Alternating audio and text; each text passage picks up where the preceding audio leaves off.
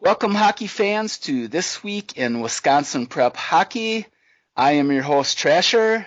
Tonight on our panel, we have Bill Bergler, and Bill Jr., Webb Jr., and we have our special interview guest tonight is Jim Hayes. He's with the Hobey Baker Character Awards.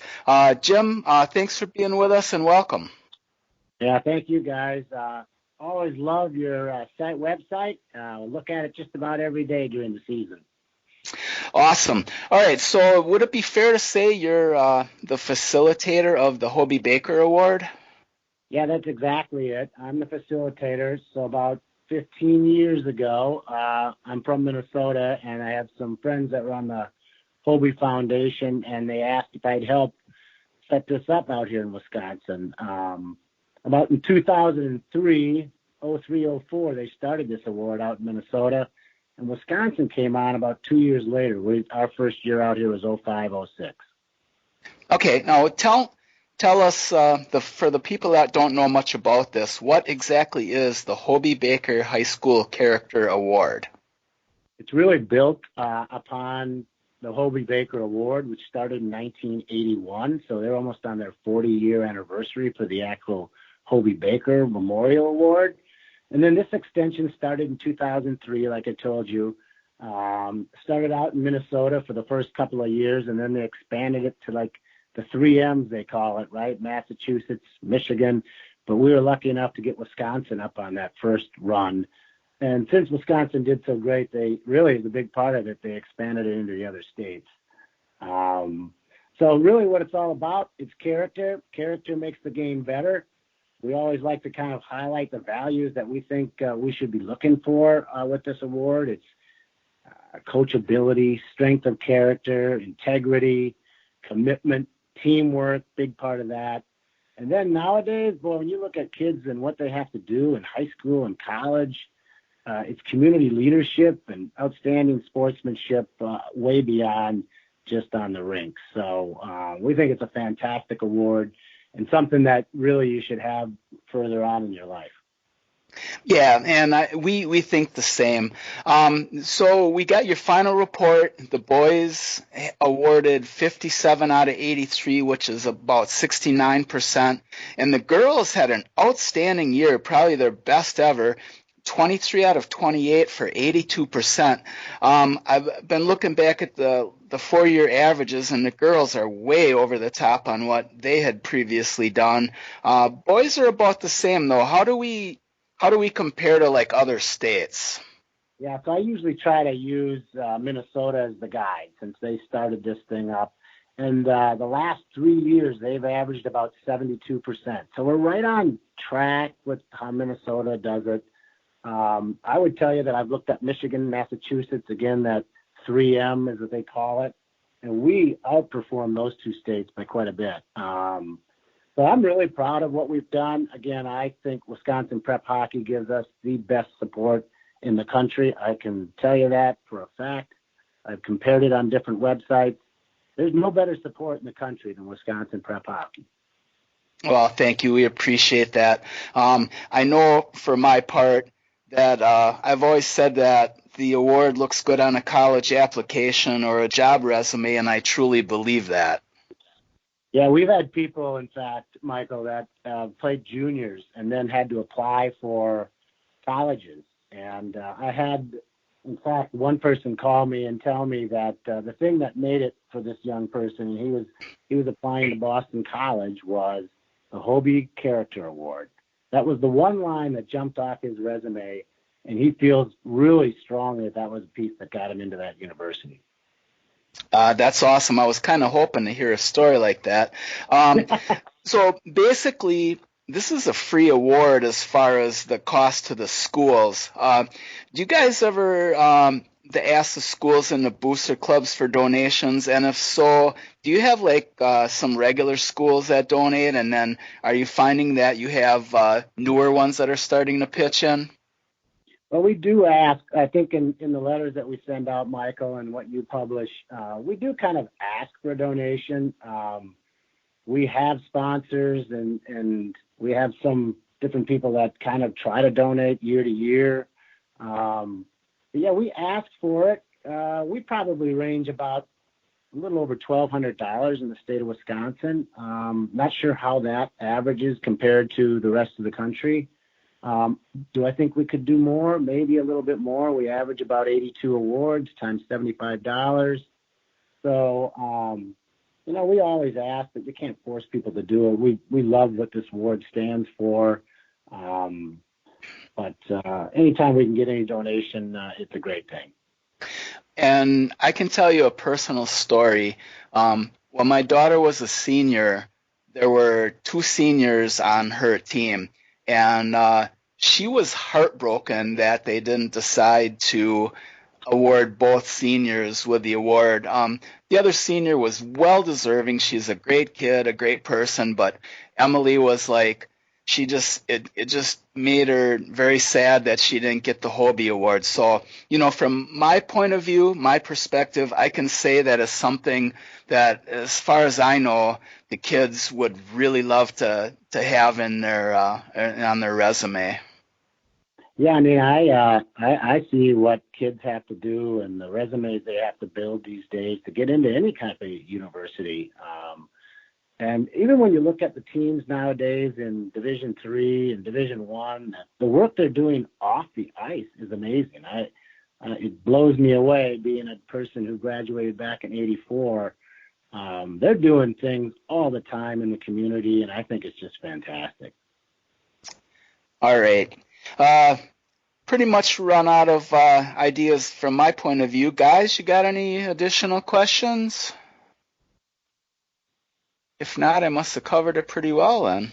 I think you did. Yeah, and Jim, you have to know that once the nominations start in, Michael Trasher does a really good job of trying to coax the coaches into sending in their applications. And there was one day he was missing from the podcast, and we did our best to imitate Michael coaxing the award. Please help us. But yeah, it's a great award. It's a great program. We're real happy to be associated, to be part of it. And even if our only part is coaxing the coaches into sending you their submissions, we're happy to do our part. Yeah, Bill, I think it's great. Sometimes it's just reminders, right? I mean, these coaches are busy. Some of them have full-time jobs, then come to the rink after that. I mean, it's like I've gotten a few notes this week after the deadline saying, wow, I just forgot about it. So, I mean, it's just constant reminders. Everybody's so much busier these days, it seems like, with email and everything else going on. So everything you guys have done has I think, really helped. I'm proud of the way Wisconsin responds to this award. I'm going to get myself in trouble here. Like you said, some of them have full-time jobs, and the rest of them are just teachers. Ooh. I have 2 of those. I have 2 of those in my family. We kind of talk the same way. Yeah. Yeah. All right. Jim, thank you very much for offering this wonderful award. We know that you're a big part of it. You do a lot of work on your end. We try to help out as much as we can, and the end result is a bunch of wonderful kids get an award that they deserve that'll help them out in the future. So thanks again, and we appreciate you being with us tonight. Yeah, you bet. Thanks so much, guys, for everything you do. All right. Jim Hayes, facilitator of the Hobey Baker Award, thanks for being with us. You have a great evening. Have a great night. Thanks. Thank you. And before you send your hate mail, that was just a bad joke about I have nothing but respect for teachers. We have teachers in our family, and we respect what they do and what all the teachers do. It was just a cheap shot. So if you have any objections, send your email to Trasher@Wisconsin Prep Hockey. I was about to say, what Sure. teachers do we have in our family? But I remembered your sister's a teacher. Her daughter's a school counselor. Your niece, my cousin, is a teacher. Her brother's a teacher. So yes, we do have teachers in our family. I was gonna. My immediate thought was, what teachers are in our family? I was wrong. All right.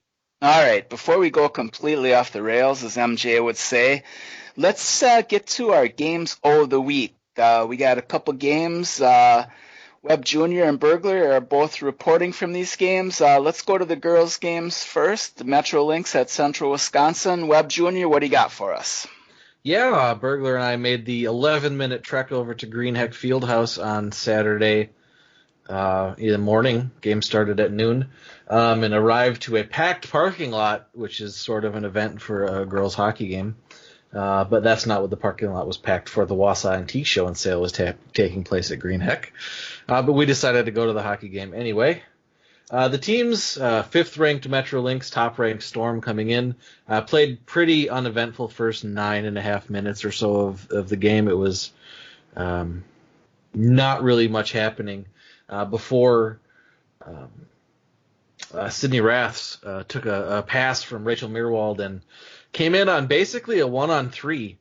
And from the hash marks, fired a shot low on the ice, snuck inside, just inside the glove side post, past Sydney Weiland, the Storm goalie. And I think that was the Lynx's first shot of the game. Happened to be a goal for Raths.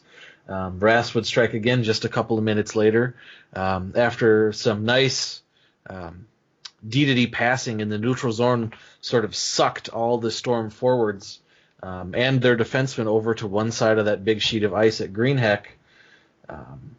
Lauren Johnson and Grace Bonnell were passing the puck back and forth there on the D.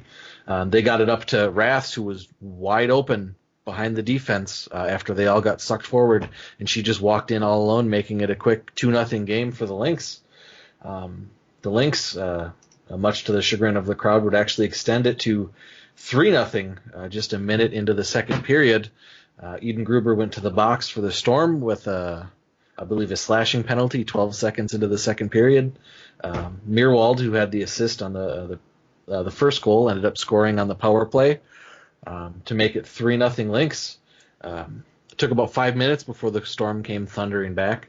2 goals of their own, both of them by Lauren Ellis. The first on the power play. Nice deep passing between Maddie Federici and Chalice Prohaska. Federici put the shot in on net. The Storm picked up probably their first rebound of the game.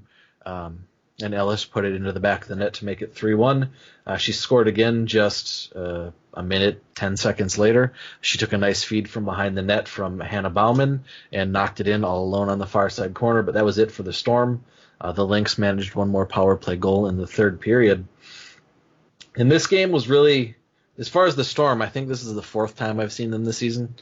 Really indicative of the way they've played so far this year, where they don't do a great job of getting the puck to the net. Because if you look at possession time and time in the offensive zone, I think the Storm really commanded most of this game, but 2 quick rushes and 2 power plays, and the Lynx have a 4-2 win out of it. The Storm, their only real goal scoring in the games I've seen so far this year is throw the puck at the net and hope you get a rebound.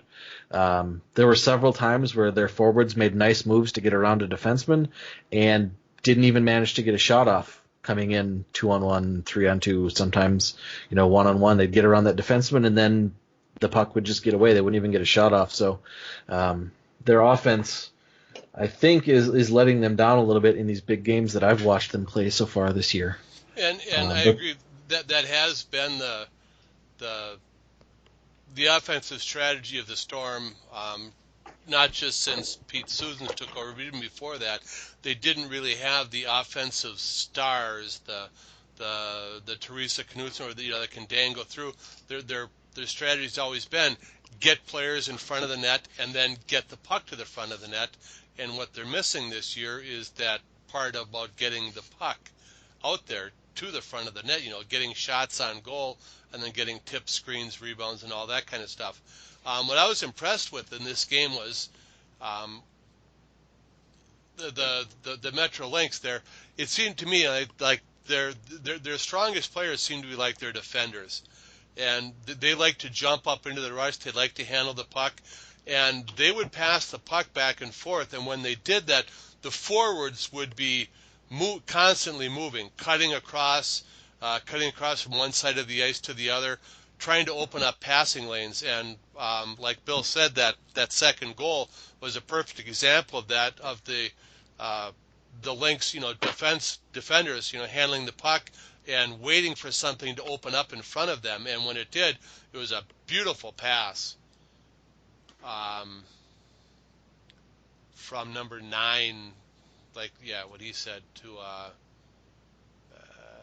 was her name here? 9 is Grace Bunnell. Yeah, so the goal scorer was Sydney pass. Ratz. I mean, he just threaded the needle to hit Ratz, and she was just like gone. Just beautiful passing. Just they did a really nice job of patiently handling the puck, and the forwards constantly moving, trying to get open, and then just attacking that way. It was a fun game to watch. I think one of the things that has hurt the Storm this year is they were out without Eden Gruber for the majority of the season. She missed like 16 games. She's only played, I believe, in 5.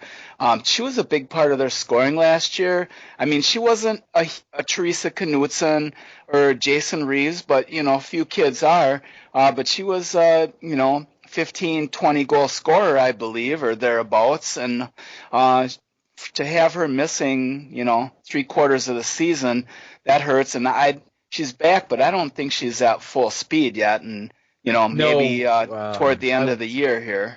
I was watching her, and she did sail a couple of shots high over the net.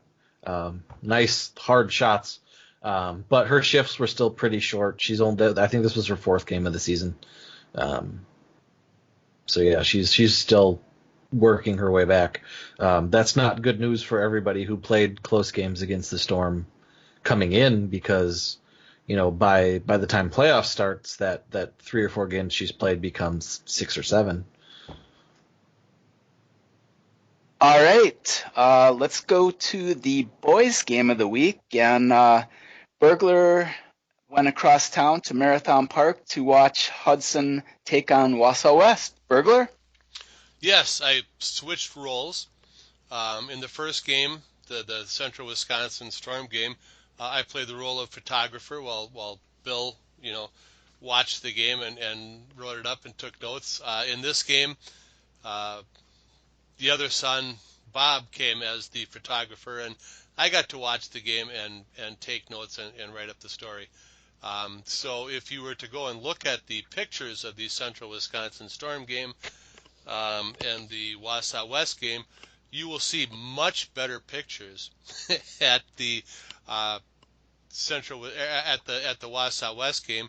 And if you were to read the articles, you read a much better article at the Central Wisconsin Storm game. So anyway, yes, Hudson made their first trip across Highway 53 this season. They apparently they don't like to come over. Why would you? I mean, their conference, the Big Rivers Conference, they go as far as Eau Claire North, Eau Claire Memorial. Then you got Rice Lake along Highway 53 there. And then for their non-conference games, I mean, you've got a host of schools, Amory, Somerset, New Richmond, all that right over there. And then you cross the border over into Minnesota. Hockey it's a school sport. You play on school nights. Why drive way over here when you've got all those teams right over there to play? But they came over and played Wausau West, and it was a good game. They came out. They scored first. I think it was probably on their first shot of the game. Shot that was rung off the post. The Wausau goaltender Kyler Bosley. I don't think he saw the shot. He heard it hit the post. He didn't see where the rebound came out. It was right in front of the net. Uncharacteristically, there were no Wausau West players there to clear the rebound, and Hudson got it and put it in for first goal just a minute 55 into the game. And they kind of controlled things after that. They built up their lead. Or they scored another. West came back, made it 2-1 in the second period. Then again, Hudson controlled play most of the first and second period. The shots on goal turned towards Wausau West's favor in the third period. and I think the referees had a little bit to do with that. I was situated behind the Hudson fans, and there were, certain chants of, homers and this, how opposing fans tend to view the officials. But yeah, there were like 3 or 4 penalties called in rapid succession on Hudson, that gave Wausau a shot advantage in that third period. But Hudson came over and looked good. Again, there were a couple players that just stood out in that game. I mean, one for Wausau, Mark Sipple. He's their captain. We've heard about him. In fact, there was actually a story on the news last week about Mark Sipple on National Signing Day, where he actually signed to play football at Michigan Tech. Apparently, he's a good football player too. I didn't look up what position he plays, but he picked Michigan Tech. Apparently, he had a couple of Big Ten teams looking at him, but he wants to study engineering at Michigan Tech, and good for him. And that's where he's going to go. And the player on Hudson that stood out to me was a defenseman, Max Giblin, who I believe is just a sophomore. And I was talking to my son Bob, who was taking pictures, and he doesn't really get to watch the game much because that's why he's a better photographer than I. Well, there are a lot of reasons why he's a better photographer than I am, but he's not watching the game. He's just looking for picture opportunities, and so he doesn't really see who's doing what. And when I mentioned to him, although there's one defenseman from Hudson, number 2, and was he the guy who was always streaking back and forth? I said, yeah. And he said, yeah, I heard even the guys on his team were talking about him. I mean, this kid is just fast. He'd pick up the puck behind his net, and he is just gone. He's just a sophomore.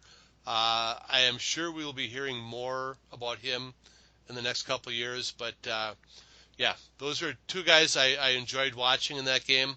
And let's say it'll be interesting. It looked at it, could possibly be a preview of the Section 1, Division 1 sectional final. Yeah, I think they were playing for that top seed. I don't think at this point in the season there was any question that the winner of this game was going to be the top seed in that section. And well, there was a lot of discussion about that in the stands too. And the top seed, but does it really matter?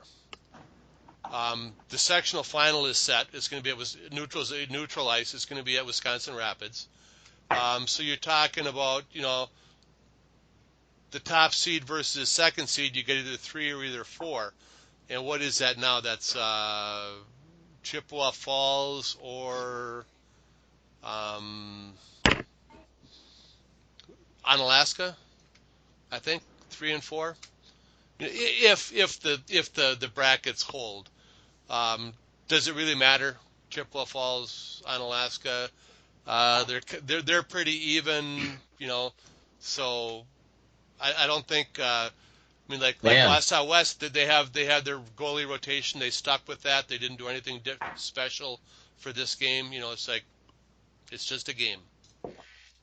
Well, I think that as far as that goes, BJ pretty much during the regular season will rotate his goalies, find the hot goalie, and then during playoffs and state will probably stick with him. One interesting thing that I found about Hudson, they've been very, very successful for a long time.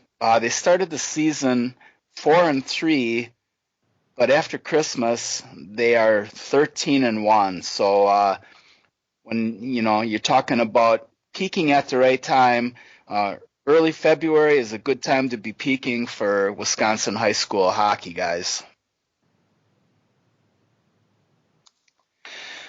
All right, let's move on to the next item on our agenda, and that would be my item, the Wyndham Garden Inn of Fitchburg Players O' the Week.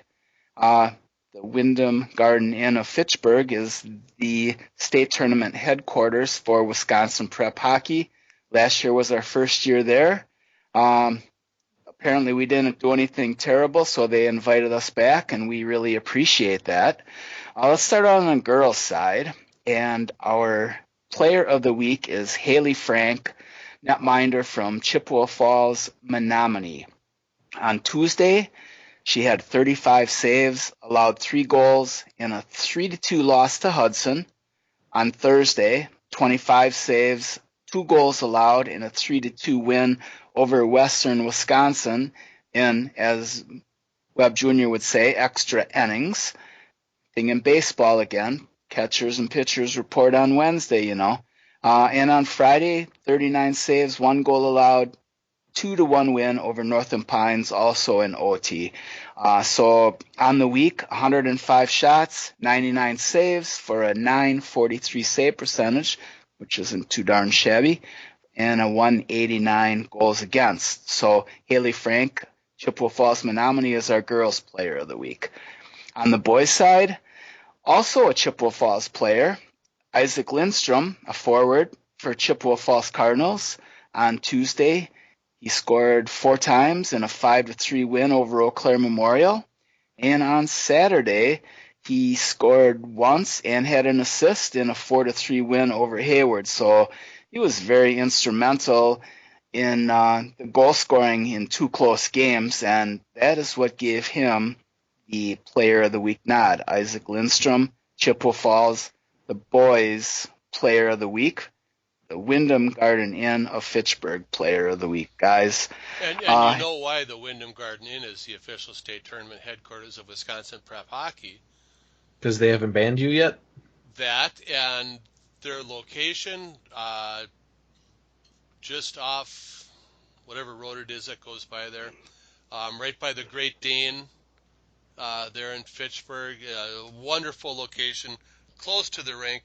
If you're looking for a place to stay in the Madison area for the state tournament, you couldn't do better than the Wyndham Garden Inn of Fitchburg. And when I was putting together the show notes, I noticed, Mr. Isaac Lidstrom, 47 points for Chippewa Falls this year. His line partner, Isaac Frenette, also has 47 points this year. So, two Isaacs there for Chippewa Falls at 47 I think that's points a first. each. The Ike line is going crazy. Yes. All right. That brings us to the top 6s, or as we sometimes call it, the top 18. I prefer the top 4.24 squared. I prefer the 6-packs, but that's because I have a problem. All right. Just like the Big 10 is actually the Big 12, we have the top 6s, or 14, whatever it is. Webb Jr., go for it. It's all yours. Sure. In the girls, Eau Claire area Stars move up to number 1. Madison Metro Lynx are 2nd, and the Central Wisconsin Storm dropped all the way to 3rd. Cap City Cougars are 4th, the St. Croix Valley Fusion are 5th, and the Fox City Stars are 6th. As of the last update I had, the top-ranked Stars and third-ranked Storm are currently in a 2-1 game in the 3rd period, with the Stars currently leading. Division 2, Fond du Lac Springs is number 1, Northland Pines is number 2, Hayward is 3rd, Waupun is 4th, Waunakee is 5th, and McFarland is 6th. I believe that is a repeat of last week. And in Division 1, Notre Dame Academy is 1st, Hudson moves up to 2nd, Arrowhead moves up to 3rd, Wausau West drops down to 4th, Verona is 5th, University School is 6th, and Chippewa Falls is an honorable mention. All right. The top 6s have been fairly stable throughout the year. There's been a little movement up and down in all 3, but it just seems kind of, I don't know about odd or funny or strange that there doesn't seem to be a lot of teams outside the top 6 infiltrating into that space of the top half dozen teams. Well, on the girls' side has been a little more volatile than the boys have been. There are those 6 that constantly seem to be beating each other, and there are a couple other teams just outside of the top 6 that have also, done their share of beating those top teams. And I don't know if we normally would have gotten into it because the sectional seating was just announced yesterday, and I don't know if we're gonna. I didn't think we were gonna cover that at all tonight, but well, let's finish up this first, then we can talk about that later. I think one of the unintended consequences of moving to a top 6 from a top 10 is that the top half of our top 10s in the past saw less movement than the bottom half did. Coaches and the whip staff, we were all more sure of those first 4 to 6 teams on the rankings. Like, you might have had them in a different order, but pretty much all the voters had that same group of teams. And by switching from 10 to 4, it's those positions that people were questioning that sort of got eliminated from the bracket. So now we see less change in the bracket week to week. And there are times where, it doesn't matter how many coaches vote, we seem to get the same 6 teams just in a different configuration across all the ballots. So I don't know if that's something we'll want to look at later or not, but it is happening. And something of note is that the only section or division that we actually have an honorable mention is D1 boys, because there is 51 teams versus 32 and 28 on the D2 and the girls side. So no honorable mentions for the girls or D2. The D1 honorable mentions for anybody that gets votes. So you can see that there's 7 teams in D1 that got votes this week. And Chip Falls, with Lindstrom, got up there, and so they're honorable mention. All right, so upcoming games of the week on the boys' side. On Friday will be West Salem at Wisconsin Rapids, and the storyline there kind of is a return, not the return, of former Rapids star Eric Borey coaching West Salem to Wisconsin Rapids. There's a 4-team tournament. Monona Grove and Fond du Lac are also involved in that. I will cover that game. And Burglar will go up to Antigo and cover the Chippewa Falls Menominee at Northern Edge game. So those will be our games of the week for this week. All right, gentlemen, we're to the final thoughts section. Webb Jr. and I I texted him and wondered if we should maybe touch on the seedings a little bit and the brackets. You guys up for that? I think we have to. I don't think we have to go full in depth like we should probably do something for that next week, but we should at least mention it. All right. I don't know. One of you guys have probably been more into this than I have. I actually had to work today. You guys were working from home. So it's like that full-time job thing. Well, yeah. I know it kind of sucks. My boss frowns on it when I start. This full-time job, and I still managed to get the sectional brackets up there somehow miraculously. Yeah, unfortunately, my boss is at my desk half the time looking over my shoulder, and when he sees WIPH up, he's not too happy. So why don't you guys lead on this one? You've looked into it a little bit more than I have, and I can kind of pitch in where I can. Well, the first thing I want to do is, reinforce our displeasure with the WIAA's process, because as I'm entering the brackets, I'm creating each bracket. For each of the girls' brackets, 7 teams. Each one, 7 teams. Division 2 boys, 8 teams. Division 1 boys, either 12 or 13 teams. Yet, each one only has 1 representative at the state tournament.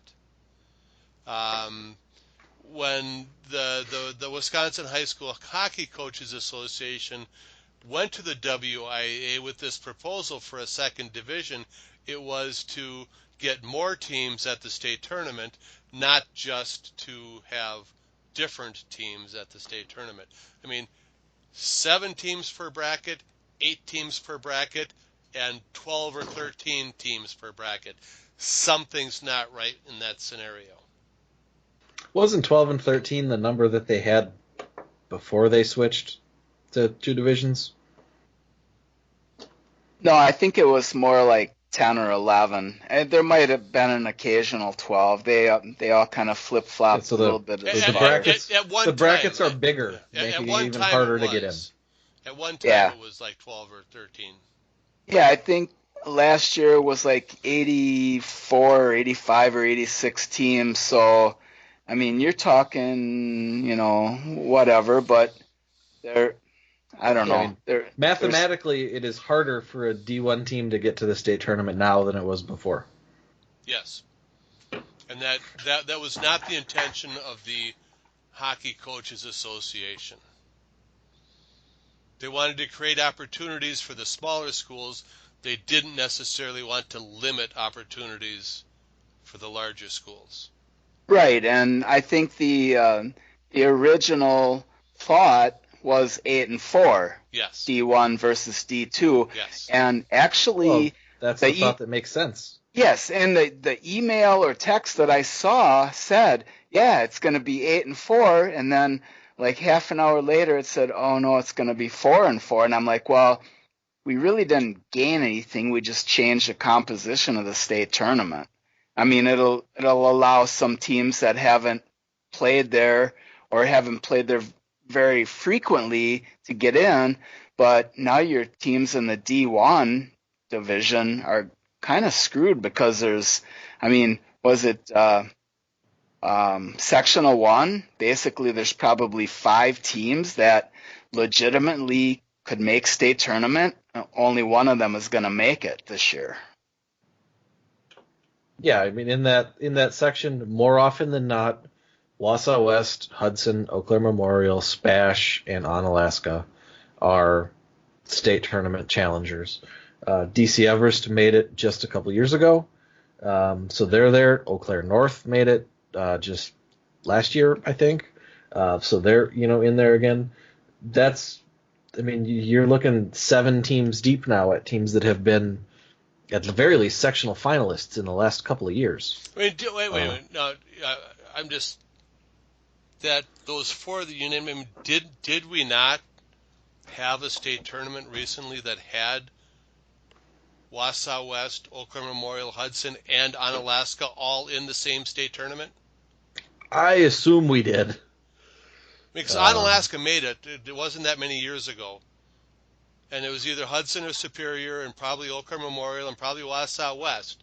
So that's like half of the state tournament from, let's say, 4 or 5 years ago. Half of the state tournament is now in one section. It's better now. Why? Why?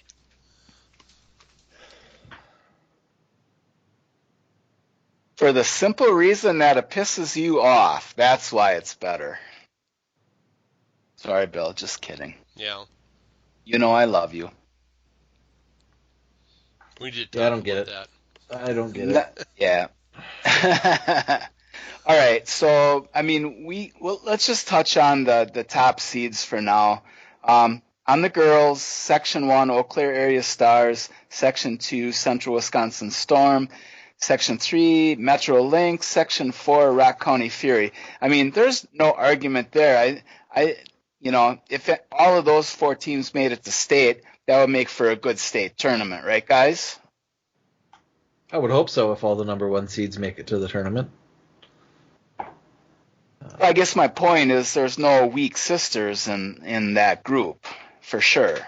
No, those are all strong teams. They've all received top 6 votes. The Fury, I don't think have cracked it more than once, but I know I've seen votes for the Fury. I know they've beaten. I think they beat the Lynx at some point. All right, and boys Division 1, since I'm going down the list here. Section 1, Hudson. Section 2, Notre Dame.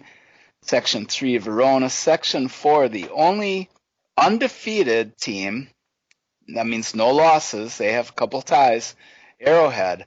Still a pretty good representation of teams here. Not to say that they're going to be the four that go, but four pretty strong teams.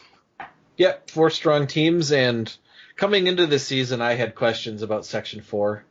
Because Arrowhead is never a bad team, but they're not always a great team. So I didn't know if there was, because we knew coming in USM was going to be great this year. We knew who was coming back. We knew they were going to be an excellent team again this year. We didn't know that Arrowhead was, and I was worried coming in that USM was not going to have a lot of challenge in that section. But Arrowhead stepped up. Yeah, and got the number 1 seed. So yeah, USM, they're going to have that's going to be a good section. Yeah, USM has had their struggles this year. They came in as the state champion. They're ranked number 1 coming into the preseason.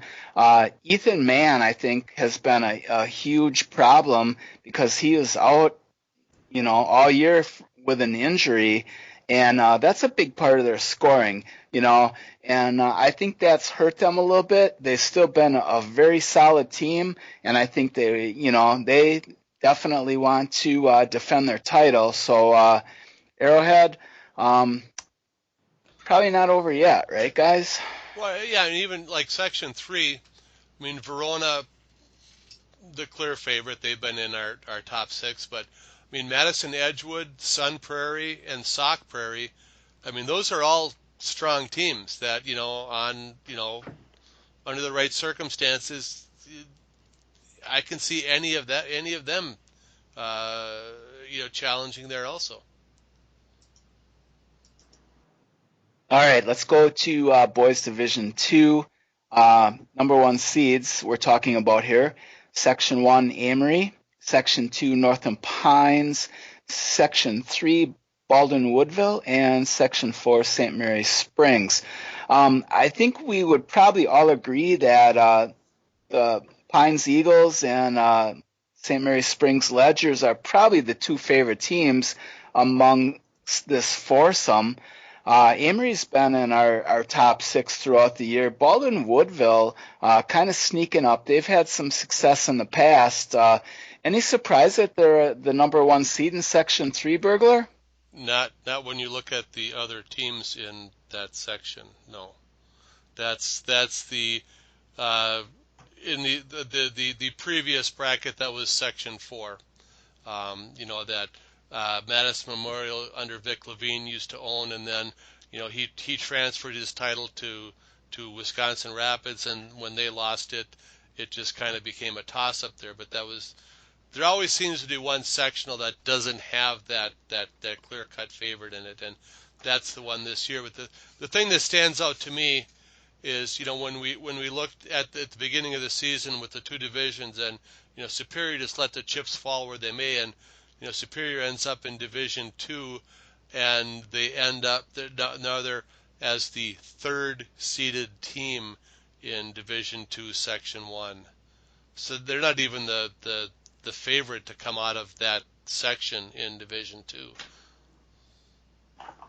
Yeah, if you look at just the record, and you can throw Superior's record out the window. Because, I think one year they won the state title, they finished 13-13. So throw their record out the window because they play a lot of tough Minnesota teams. And but this year, it's not a great record, and I'm sure they would be the first to claim that. So for them to be a 3 seed, yeah, maybe a little bit of a surprise, but the one that I see as kind of a surprise is in Boys Division 1, Section 1, perennial powerhouses, Wisconsin Rapids and Stevens Point. Well, Rapids not so much this year, the last couple of years, but they have been near the top of the heap in the Valley Conference, are 8 and 9 seeds this year in their sectional 1. So Spash is schizophrenic. I have no idea what is going on with that team. They took 3 straight losses earlier in the season to teams that you would not expect Spash to take 3 straight losses to. I can get that back up. I believe it was Mosinee, Waupun, and TC Everest. Yes, just not in that order.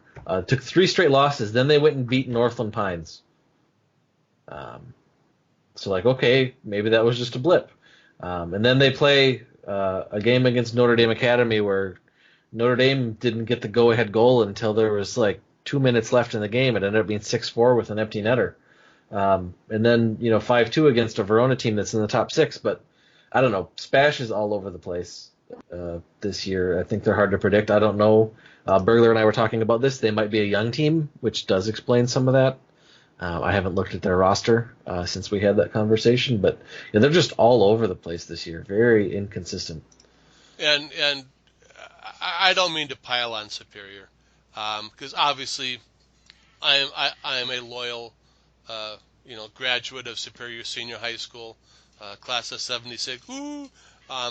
But you can't just throw out their record because they play a lot of tough Minnesota schools. Because, quite frankly, the tougher Minnesota schools aren't on their schedule anymore. They do play Hermantown. They play Duluth East, I think tomorrow.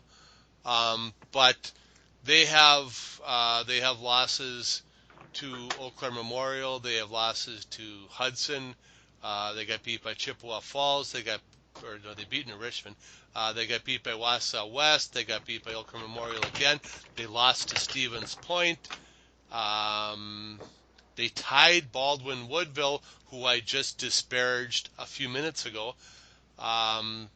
They lost to Hudson 7-1. They lost to Pines last week 8-1. They lost to Hayward 3-0. So you can't just discount their record, because they play more than half their games now against Wisconsin teams and have not fared all that well. And I looked this up the other day because I was interested. I look this up every few years.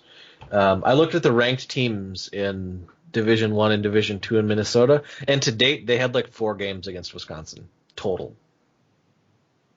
0 for the Division I Minnesota teams and 4 for the Division II teams.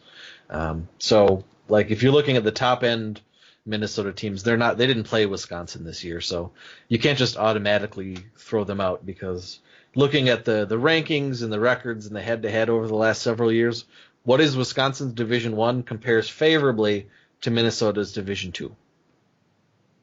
Our top end and their top end in D2, they compare favorably. We don't have teams, I don't think so, that would do well in Minnesota's D1 state tournament. You feel free to disagree with me. I think we have players who could play in the Minnesota D1 state tournament, but we don't have teams that could do it. Well, no, I mean, the whole Minnesota thing devolved a long time ago when they went to a true open enrollment. Wisconsin has limited open enrollment where you can't transfer. If you transfer to a different school, you have to, Minnesota has true open enrollment, and the reason that Duluth East is always one of the top teams in Minnesota is not because the east side of Duluth has this great hotbed of hockey players. It's just like, if you're a good hockey player, you end up going to school at Duluth East. I mean, it's call it recruiting, call it trying to gain exposure for your kid. The top programs in Minnesota tend to stay the top programs. They either attract or recruit the top players, so it stays that way. And I do have some... that even crept down into the so-called Division II, like in the Duluth area. Hermantown dominates. Hermantown or Duluth, have they taken over for Duluth Marshall? It was Duluth Marshall for a long time. Hermantown's done really well the last several years. In Division II. So apparently now they've gone from probably cheaper to go to Duluth Marshall than, or Hermantown, that's a public school, than Duluth Marshall. You got to pay your private school thing. So yes. And I've driven through Hermantown enough to know that there's not enough people in that town to field a hockey team with people that live there.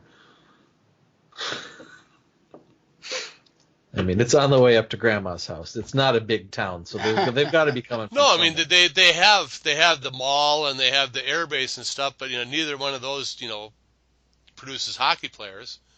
So Right. yes, you establish your program, you attract the players, so And I it's do not the have same. I do have some breaking news if you want to revote on the girls' top 10. The Central Wisconsin Storm, who cannot score goals, are currently up 5-2 on the Eau Claire area Stars. No, we earlier said how they don't do that. Yeah. They were down 2-1 going into the third period, and suddenly it's 5-2. I don't know what happened, but I'm guessing that Eau Claire prematurely pulled their goalie for an extra attacker, and Central Wisconsin made some long, empty net shots from their own zone. So I'm sticking with that. Okay.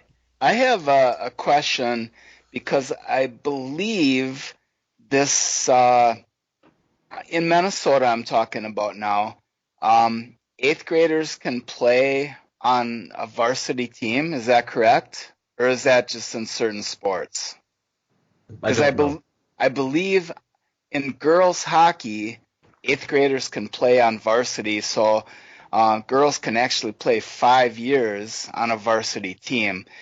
Just wondering if that's true on the boys' side, and if you have, a phenom, so to speak, is that kind of an advantage over Wisconsin, where they can only play 4 years on the varsity team? I don't think that's a significant thing where that's going to be an advantage one way or another. isn't an eighth grader like a first-year bantam? Yeah. I think so, yeah. Because I mean, I've seen stories where they talk about, they made the varsity as an eighth grader. And I mean, is that actually an advantage? That this young 14-year-old or 13-year-old is now playing against 17 and 18-year-olds? I mean, does it help their development, or, because they always say it's gonna depend on the kid. It can go either way. Some kids thrive under that kind of pressure and that kind of exposure, and some kids crumble.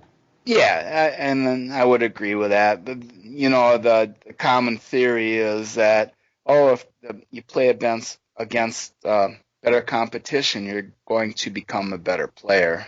So, guess it just depends. All right, gentlemen. I think that's about all we got tonight. God knows we've blathered on long enough. Hopefully, you still dig us. We try our best, even without MJ and Dell tonight. They're off on special assignment. Hopefully, MJ is. Hopefully, his special assignment will end soon. MJ is throwing a wild party for the Janesville Bluebirds hockey team because they're like breaking the TV in his house. Apparently, they're trashing his family room. Yes. So. All right. So, parents of the players, feel free to pitch in to help MJ get a new TV. There'll be a GoFundMe link in the show notes. Yeah, there very well might be. All right.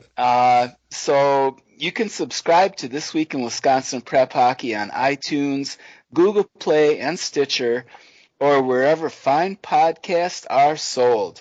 You can also watch us record the show live on YouTube. Although I don't know why you would want to. Well, I mean, we try. One day we'll become rich and famous. And whatever those fools from Fond du Lac did last week. Or maybe not. So, speaking for Burglar, the founder of Wisconsin Prep Hockey, Webb Jr., the scion of the founder of Wisconsin Prep Hockey, and co-founder Trasher, we bid you a good night and thanks for watching. Have a great week and catch us next week again on Wisconsin Prep Hockey.